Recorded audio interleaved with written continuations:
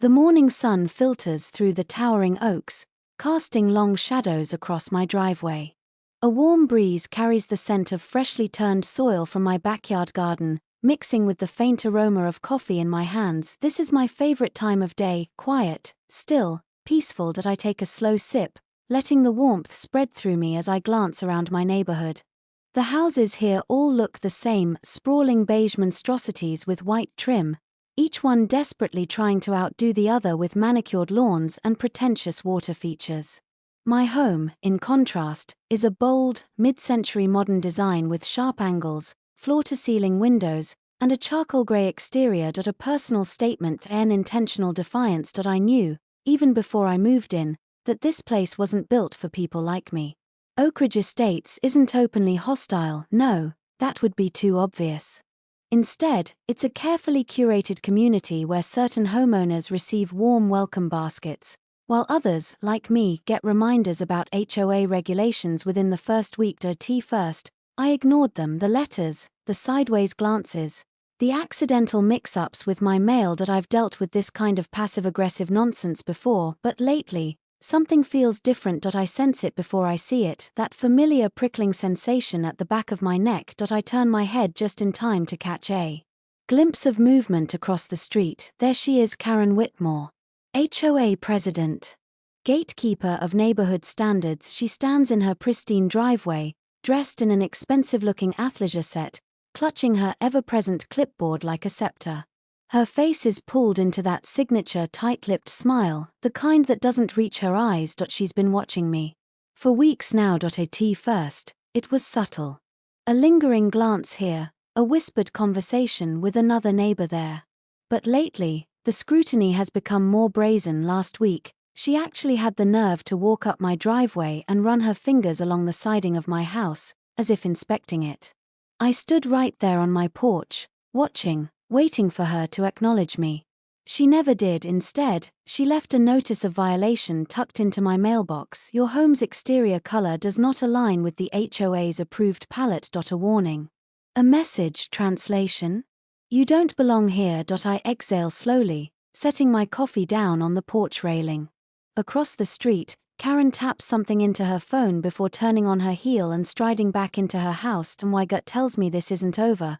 And I've learned to trust my gut. Something is coming, and Karen has no idea who she's messing with.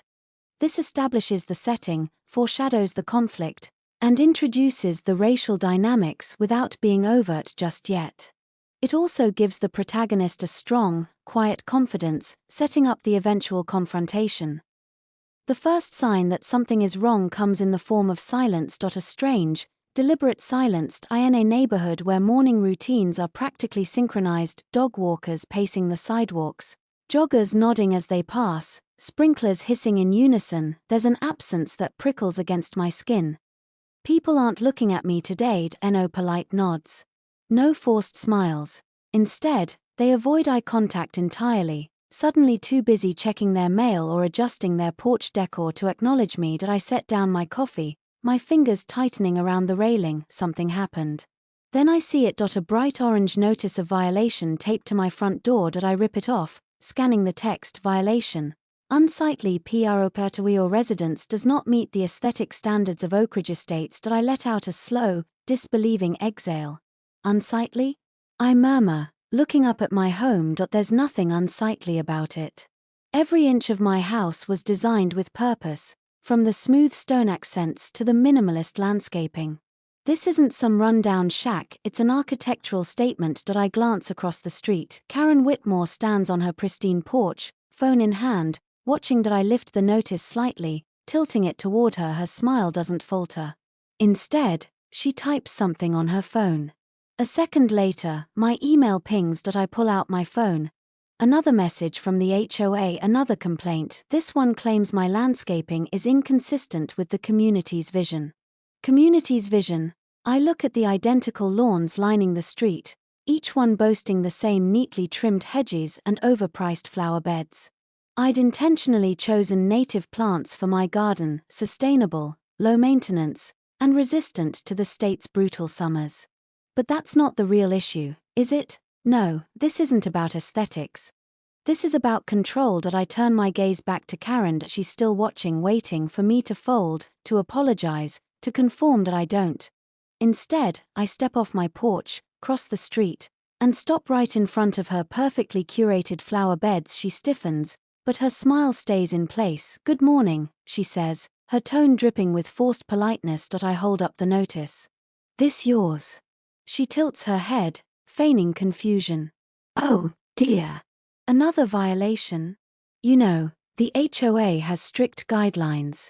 We only want to maintain the integrity of the neighborhood." Her eyes flick to my house. The unspoken words hang heavy between us. "People like you don't belong here." I take a slow breath, schooling my expression. I don't rise to the bait. "Not yet." Instead, I give her a small, knowing smile. "Well," I say, folding the notice neatly in half, "I'd hate to disrupt the integrity of the neighborhood." Karen's smile flickers. Just for a second. She doesn't realize it yet, but the game just changed. The next morning, I wake up to the sound of heavy machinery. A tea first. I think it's roadwork. Then I hear the sharp crack of wood splintering. I'm out of bed in seconds, heart pounding as I throw open my front door, and my garden is gone. The sustainable native plants I'd carefully cultivated uprooted. My stone walkway smashed. A group of workers in neon vests shove the last of the debris into a waiting truck. Karen stands at the curb, clipboard in hand, overseeing the destruction like a queen surveying her domain. Rage surges through me, hot and electric. I storm down the steps. "What the hell is this?" Karen turns, all saccharine smiles. "Oh, good morning. I see you got our notice about the unauthorized landscaping." "Unauthorized?" My voice is sharp, disbelief curling at the edges. "There's nothing in the HOA guidelines prohibiting native plants." She sighs, shaking her head as if I'm an unruly child. "Well, technically, the rules don't mention them, but the board determined that they don't align with the community's aesthetic. And since you ignored our requests, we had to take action." I glance at the workers loading the last of my plants into the truck. "You trespassed on my property and destroyed my garden." Her smile doesn't falter. "The HOA has the authority to enforce compliance. You should have read the fine print." My fists clench. This isn't just about landscaping. This is a message: you don't belong here. You don't get to decide how your own home looks. I take a slow breath, forcing myself to stay calm. "You had no right." Karen tilts her head, mock sympathy in her gaze. "Maybe next time, you'll follow the rules." Then she turns and walks away, humming to herself. That night, I do my research. Karen loves rules. Let's see how well she follows them. I dig into the HOA's bylaws, searching for anything I can use against her. It doesn't take long before I find it. Section 4, Clause 8. Any HOA modifications to a homeowner's property require a formal vote and written approval from the homeowner. There was no vote. No approval. Karen broke the rules, but I don't stop there. I reach out to a few neighbors, the ones who've been too afraid to challenge her. Turns out, I'm not the only one she's targeted. An elderly couple had their wooden fence torn down because it was too rustic.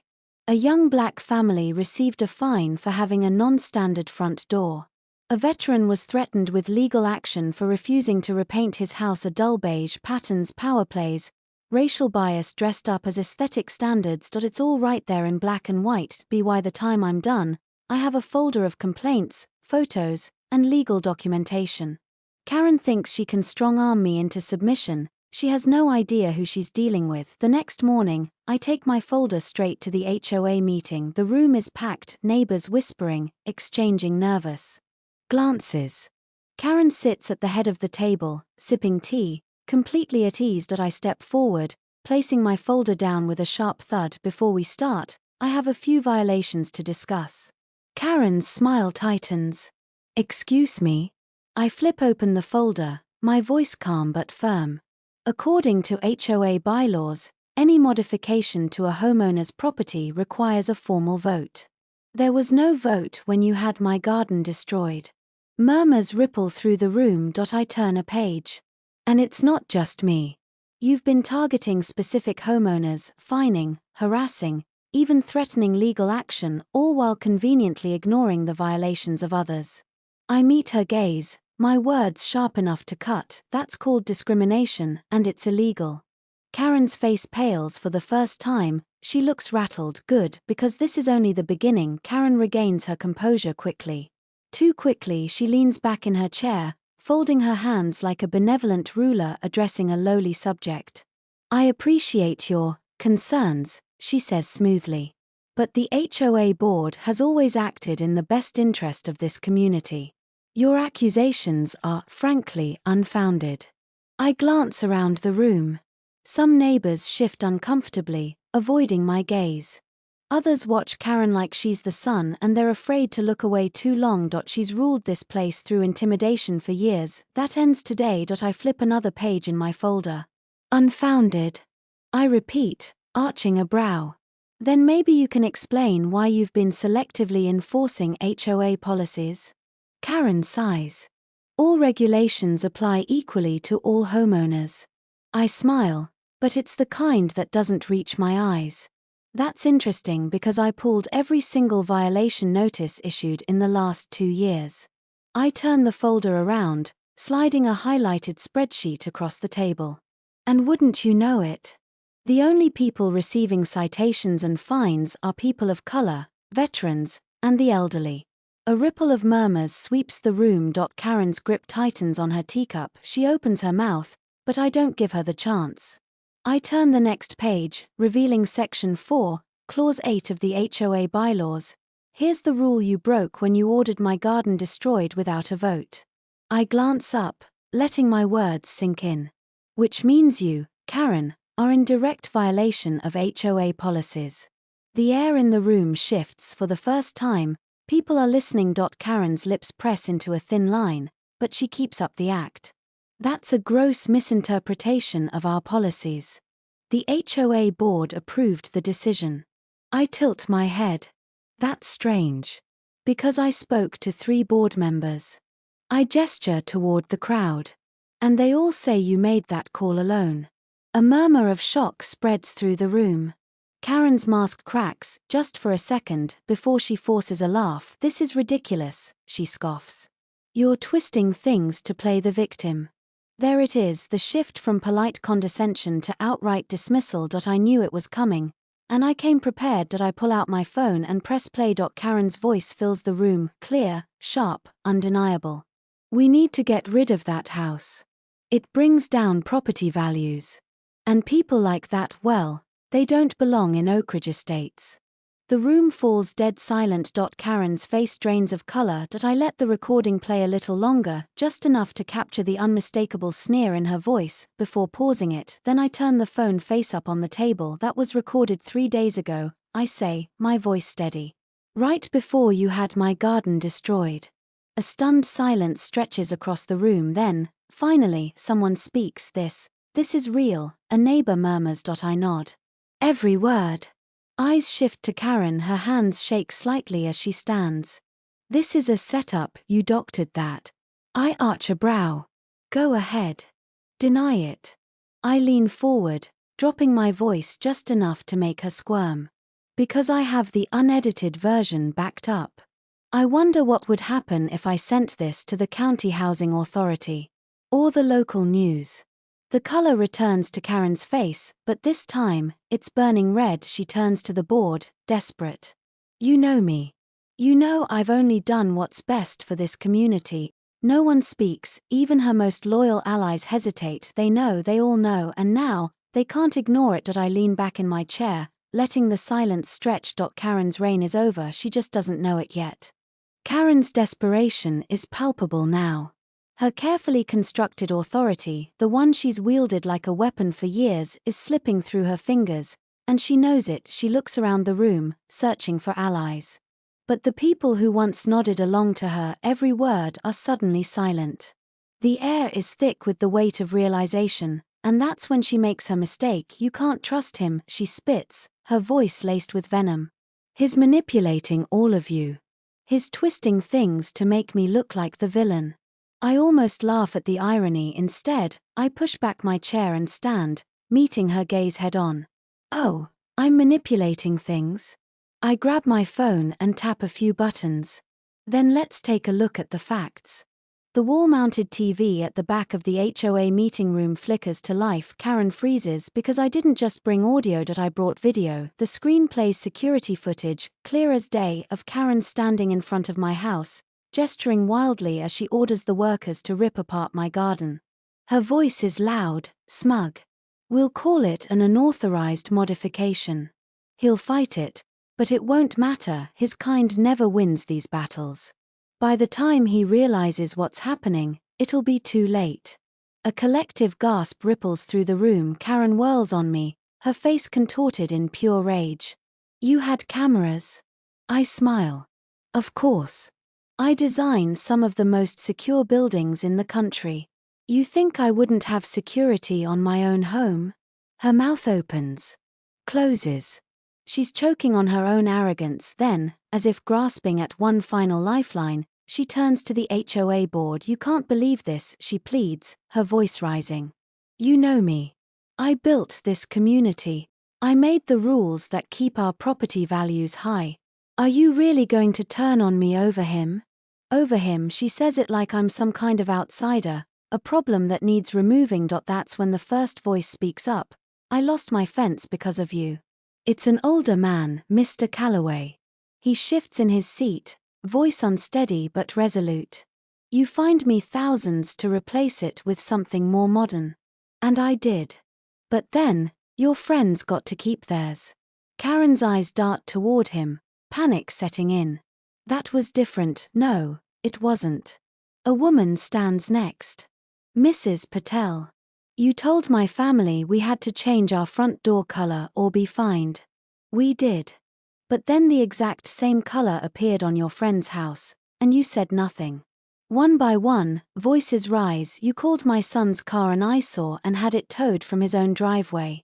You told me my Christmas decorations were too loud, but the Mackenzie's inflatable Santa army was fine. You fined me for having a lawn gnome. A lawn gnome, Karen.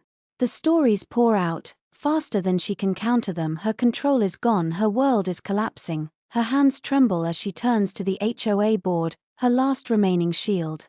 You're not going to let this happen, are you? We have to maintain order. I did what was necessary. The HOA president, an older woman named Linda, finally speaks. You did what benefited you, she says quietly. And you used this HOA to bully people you didn't think belonged here. Karen stares at her, blinking rapidly. That's not true. But she's lost, and now? It's time for the final blow. I reach into my folder and pull out a crisp stack of papers. Since you love rules so much, Karen, you'll appreciate this. I filed a formal complaint with the county's housing authority. They've already launched an investigation. Her breath hitches. I smile. Oh, and one more thing. I slide a final document onto the table. I happen to be friends with someone on the zoning commission.